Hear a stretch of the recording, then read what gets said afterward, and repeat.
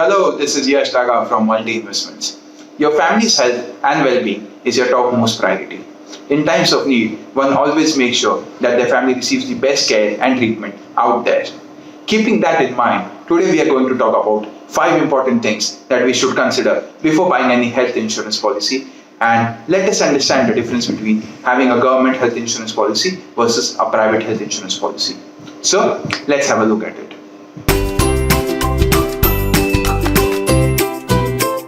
Room rent limit. This is one of the basic important feature one should look at it while buying a health insurance. In a government policy, there are room rent restrictions. Suppose if you have a 5 lakhs cover, you are allowed to take the room rent of only one person, that is rupees 5,000 only. If the room costs you rupees 6,000, then you will have to pay the extra 20% in your total bill. Whereas in a private health insurance, there is no room rent restrictions, which means even if you have a 5 lakhs cover, you can take a suite room without paying any extra charges. No claim bonus. Government policies have the no claim bonus option, but only 5% bonus is given every year. And if you take a claim in a government policy, you do not get the no claim bonus in the future years. Whereas in private companies, 50% bonus is given every year. A 50% bonus means your policy is doubled in the next 2 claim-free years. For example, a 5 lakh policy becomes a 10 lakh policy in the next 2 years. And in a private health policy, even if you claim in a particular year, you do not lose the no claim bonus in the subsequent years. Zonal capping clause. Typically, a zonal capping provision is present in a government policy. What does a clause with a zonal capping mean?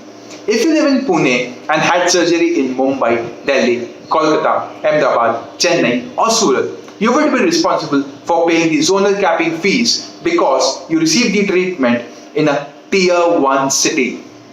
For instance, a Pune resident has surgery in Delhi and a bill of rupees 10 lakh comes. Then, due to the fact that the procedure was performed in another city, they will be required to pay 10 to 15% of the entire cost. As there is no zonal capping condition in a private health insurance policy, you are not required to pay a single penny, even if you take the treatment in a tier 1 city.